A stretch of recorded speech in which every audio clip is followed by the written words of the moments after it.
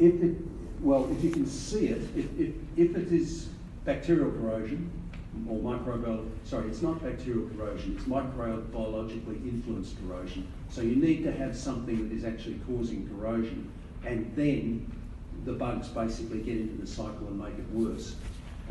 You'll have a mound, and the mound, if you get somebody to analyse it for you, will have an awful lot of carbon in it, because that comes from the bugs. Yeah. Sorry. Oh, you're first. No, just what is the difference in the production of the 304 as opposed to the 316? Because if somebody asks me, I will always specify 316. So is there much cost in the production, or is just a marketing? There's a price difference in them. There is also a price difference. Not a price difference, a performance difference. As in, if you put them into water with chlorides, then 316 will cope with about 5 times the amount of chloride that 304 would. So if you're down beside the sea, it's not quite the same, because you get salt blown onto something that can concentrate up. But if you're in an area where you're talking about spray, or if you're talking about water flowing, then that 5 times difference in chloride resistance is really quite important. Now, and the 5 times is reflected on the cost of production? No, nothing like. You might be 15–20% price difference. Oh, that's considerable. Yeah.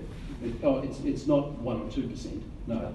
But having said that, it will actually depend on commercial factors too, and it really and how good a customer you are and all that sort of thing. One more question, and then we've got to do this. Yeah, so in the cleaning table it says on 304 to clean 3 to 6 months on inland situations. Yeah. What defines inland situations? How far, and taking into consideration humidity, whether humidity can impact on it as well? It's primarily chlorides. So if you're more than a few kilometres from the sea, provided it's not if it's Newcastle where you've got onshore winds all the time, then maybe you've got 5 kilometres in there. Well, yeah, the problem is you've got a river going down the middle which is salty, and you get a bit of stuff around. But a few kilometres, certainly, you could put 304 quite comfortably. The graphs that are in Australian Standard 4312, which come from the measurements of corrosion, show that if you're more than 200 metres from the bay, you're down to background levels of corrosion. But if you're looking at somewhere like Newcastle, then you've got to go 5 to 10 kilometres inland. So more than 10 kilometres, forget it. It's just rural. Now, we're supposed to do this. Has everybody had a chance to have a look at these? Okay. In stainless steels, the alloy melon is the predominant rust-preventing agent is what? Chromium. Yes. How many different grades of stainless steel are there? Hundreds of alloys. Grades. There's 5 families, there's hundreds of alloys, yes. What's the main factor in determining the corrosion resistance of a stainless steel object? A, B, C or D? D, yes. A polished stainless steel surface is preferred for stainless steel hospital wear, true or false? A little more tricky. D, yeah.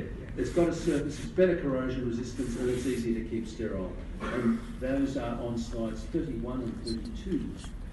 Which of the following stainless steel surface finishes applies to an economical finish where the surface is going to be a mirror in, say, a prison? Number 8.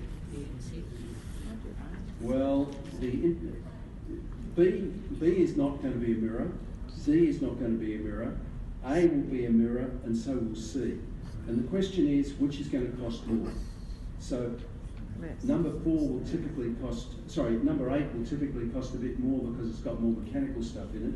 But if I was being fair about it, I'd give either A or C would be acceptable. Hey, come on. I'm not playing the fact. Everybody's turned over, I think, or is it the... Oh, okay. Number 6, can grinding wheels and lynching belts be jointly used in a combined carbon steel stainless steel fabrication shop for both stainless and carbon steel work? Right, so D. Good. The stainless steel finish known as number 4 is a quantitative and reproducible finish. True or false? I didn't actually give you this answer directly, so you have to think about it a bit. D? Any advance on D? No, it's D. D is the answer. It's a common fallacy. Even two people in the same shop may well get a different number 4. And between shops, when designing stainless steel structures for external application, is it desirable to have them so that they are washed by rain? Yes. Yep. C. Advice to guard against damage to stainless steel by crane hooks, steel strapping, forklift tines is common in stainless steel handbooks. What damage can those items do?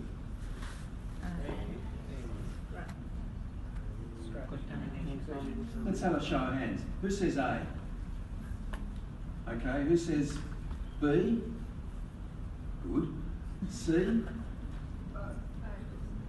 Yeah, okay.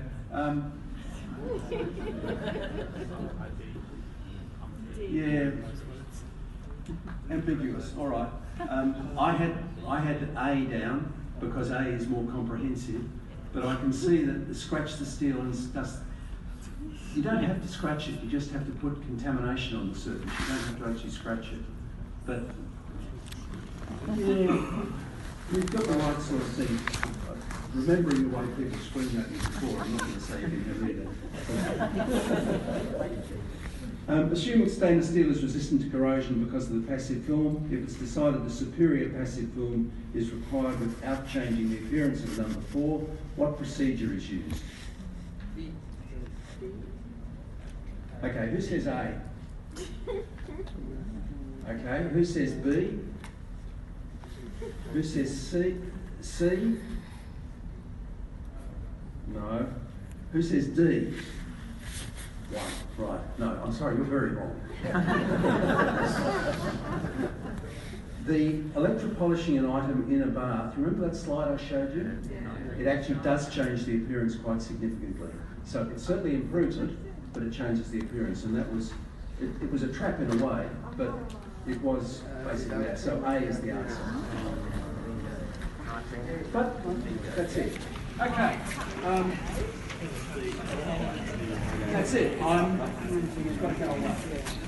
I'm being told by the art people I've got to go away because I've run. Okay, I'll be around.